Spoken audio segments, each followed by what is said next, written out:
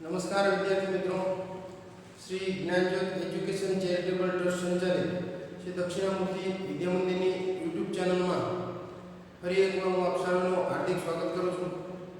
આજે આપણે જોશું ધોરણ 11 વિષય છે અર્થશાસ્ત્ર।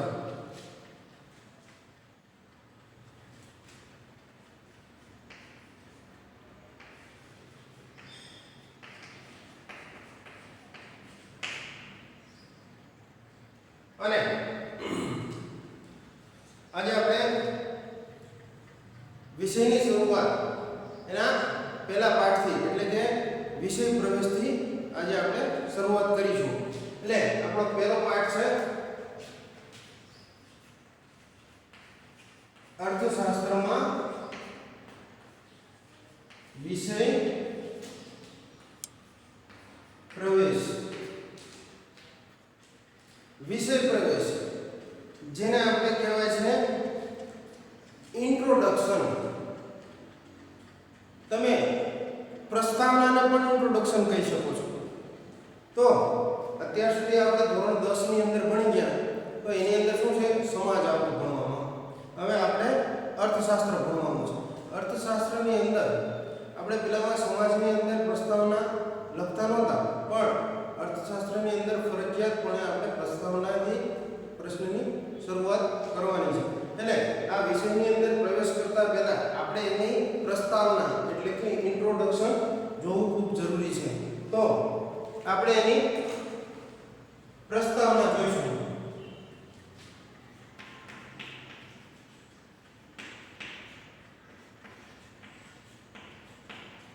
જેને કહેવાય છે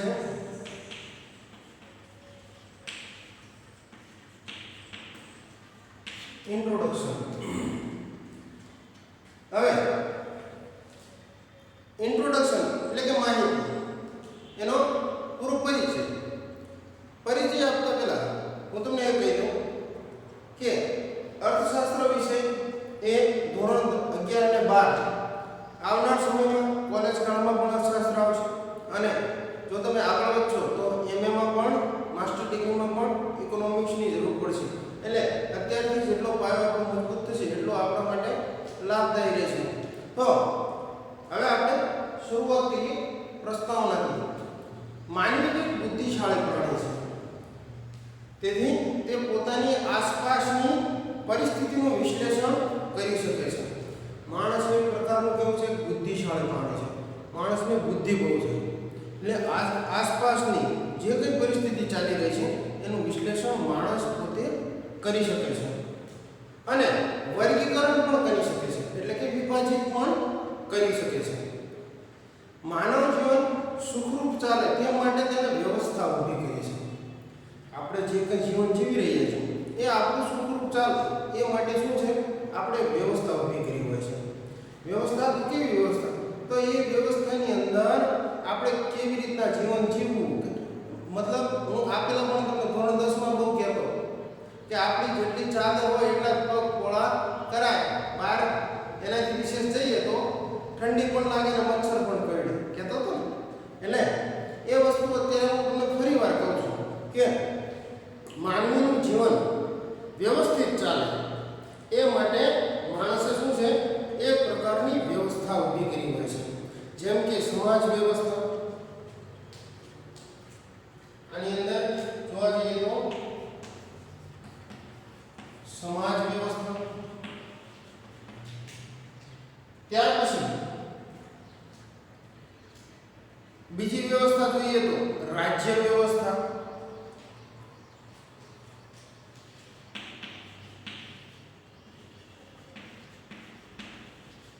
અને અર્થવ્યવસ્થા। આ ત્રણેય બાબતો જે આપણા જીવનની અંદર ખૂબ જરૂરી છે। હું ને તમે કોઈ એક સમાજમાંથી આવીએ છીએ આપણે, તો એ છે સમાજ વ્યવસ્થા। સમાજ વ્યવસ્થા એટલે કેવું, કોઈ પણ પ્રકારના સમાજની વ્યવસ્થા હોય છે, કોઈ પણ સમાજના નીતિ નિયમો હોય છે, રીત રિવાજો હોય છે, જે આપણે ધોરણ 10 ની અંદર પણ ભણી ગયા કે રીત રિવાજો અને રસમો એ બધું આપણે ધોરણ 10 માં ભણી ગયા। હવે સમાજ વ્યવસ્થા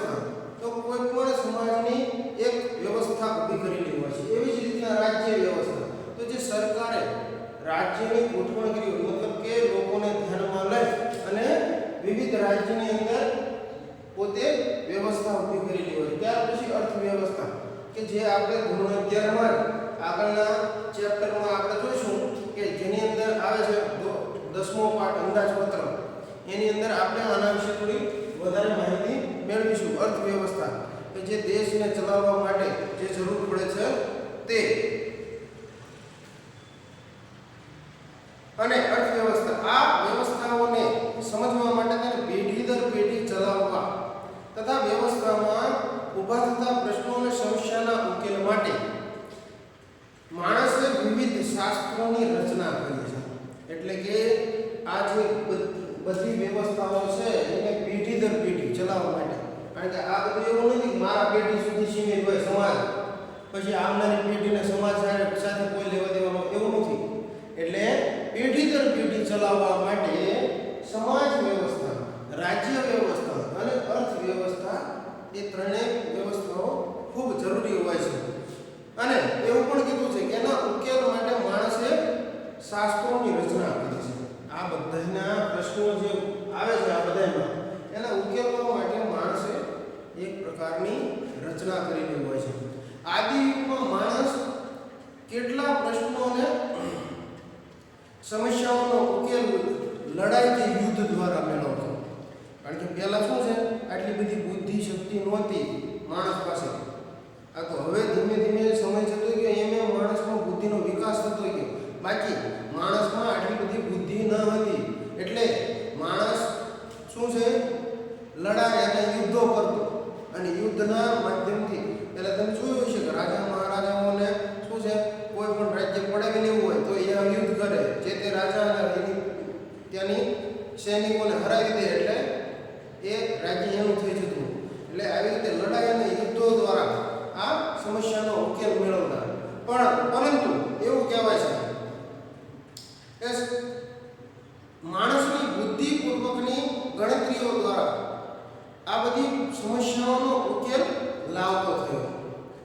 અને અર્થશાસ્ત્ર આ રીતે માનવીની આર્થિક સમસ્યાઓનો ઉકેલ માટે માનવીની આર્થિક વર્તનનો અભ્યાસ કરતું શાસ્ત્ર છે. જેમ જેમ બુદ્ધિશક્તિનો વિકાસ થતો ગયો એમ એમ આ બધી સમસ્યાઓ માણસ દૂર કરતો ગયો. અને એટલા માટે જ એવું કીધું છે કે આર્થિક વર્તનનું અભ્યાસ કરતું શાસ્ત્ર છે. શેનું છે તો કે આર્થિક વર્તનનું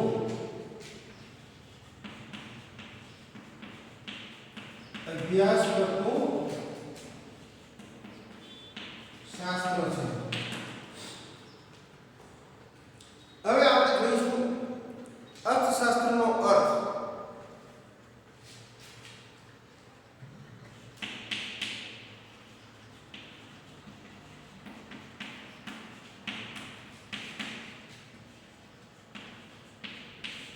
જેને અંગ્રેજીમાં કહેવાય છે મીનિંગ ઓફ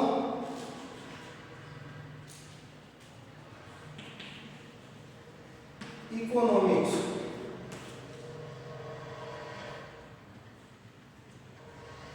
શું કહેવાય છે? મીનિંગ ઓફ ઇકોનોમિક્સ, જેને અર્થશાસ્ત્રનો અર્થ કહેવામાં આવે છે. હવે એવું કહેવાય છે કે અર્થશાસ્ત્ર શબ્દનો અર્થ છે અર્થનું શાસ્ત્ર. શું છે આનો અર્થ? થાય છે અર્થનું શાસ્ત્ર, જેને આપણે અર્થશાસ્ત્ર તરીકે ઓળખીએ છીએ. સંસ્કૃત શબ્દ અર્થ પરથી આ શબ્દ કે ઉતરી આવ્યો છે. આ શબ્દ જે રહ્યો એ સંસ્કૃત શબ્દ ઉપરથી કે ઉતરી આવ્યો છે. સંસ્કૃતમાં અર્થ શબ્દના અનેક અર્થ થાય છે, જેમ કે ઉદ્દેશ્ય,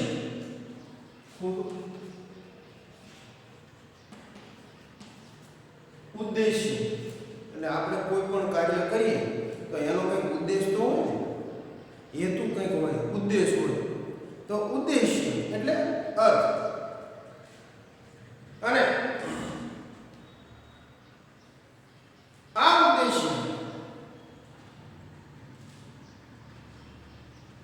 કશુંક મેળવવું કે આધુનિક આર્થિક અર્થ સાથે વધારે સુસંગત છે. ઉદ્દેશ્યને શું થાય આમ જોવા જઈએ તો કશુંક મેળવવું. આની સાથે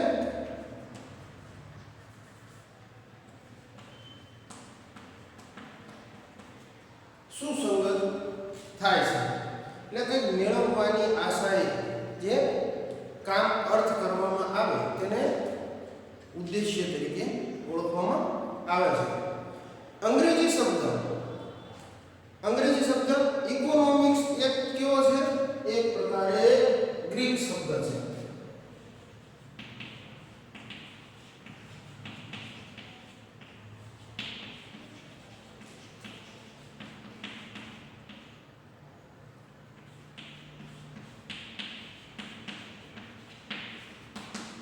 અંગ્રેજી શબ્દ ઇકોનોમિક્સ એ કેવો છે?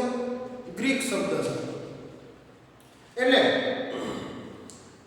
એ ગ્રીક શબ્દને શેમાંથી ઉતરી આવ્યો છે? તો કે ઓઇકોનોમોસ. આ જે ગ્રીક શબ્દ રહ્યો એ શેમાંથી ઉતરી આવ્યો છે? તો કે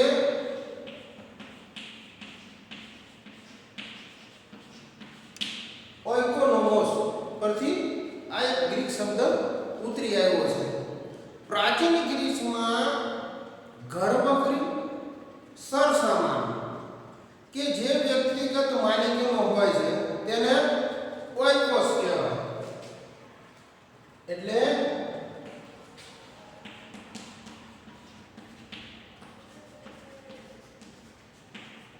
ઘરવખરી છે, સરસામાન છે, આને શું કહેવાય? ઓઇકોસ. અને નોમોસ ને શું કહેવાય? તો જે ઘર વખરી અને સરસામાનનું વ્યવસ્થાપન કરે તેને આપણે શું કહીએ છીએ? નોમોસ કહીએ છીએ.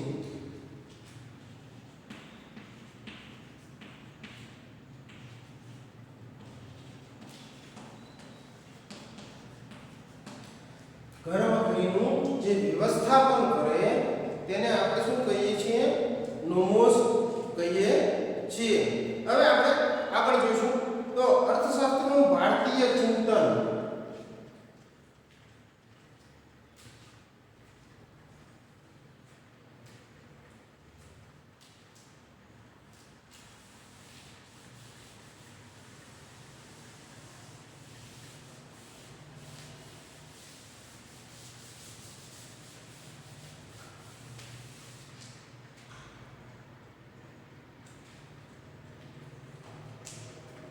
અર્થશાસ્ત્રનું ભારતીય ચિંતન.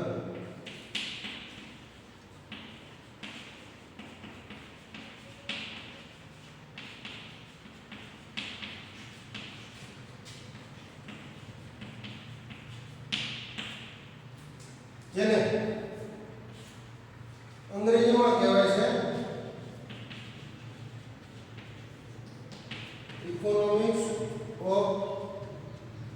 ઇકોનોમિક્સ in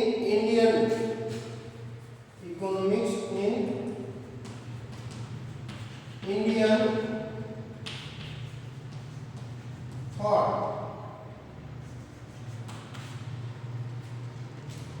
અર્થશાસ્ત્રનું ભારતીય ચિંતન.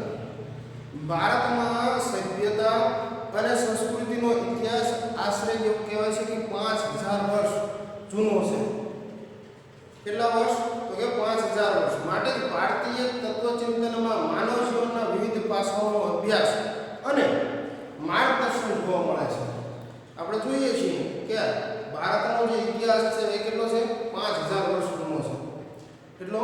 તો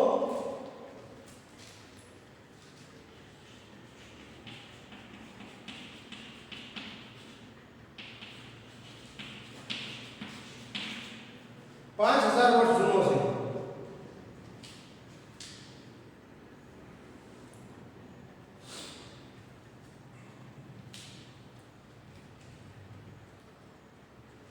માટે ભારતીય તત્વચિંતનમાં માનવ જીવનની વિવિધ પાસાઓનો અભ્યાસ અને માર્ગદર્શન જોવા મળે છે. જેની અંદર આપણે 4 પુરુષાર્થ આપેલા છે. જેમાં ધર્મ, અર્થ,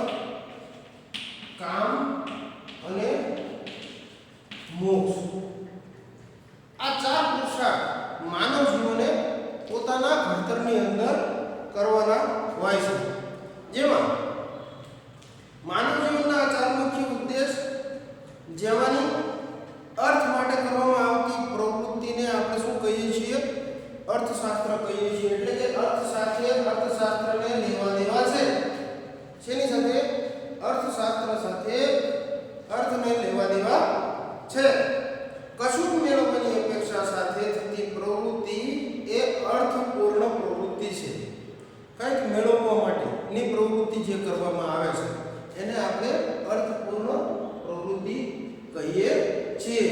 જીવન નિર્વાહ અને ભૌતિક સુખની પ્રાપ્તિ માટે અર્થોપાર્જન કરવું એટલે કે આવક મેળવવી. અર્થોપાર્જન કરવું એટલે કે આવક મેળવવી તે માણસનું શું છે? એક કર્તવ્ય છે. એ માણસનું શું છે? એક કર્તવ્ય છે. એવું કહેવાય છે કે 2500 વર્ષ પહેલા, આશરે 2500 વર્ષ પહેલા અર્થશાસ્ત્ર નામના પુસ્તકમાં કૌટિલ્ય કે જેમનું નામ ચાણક્ય છે,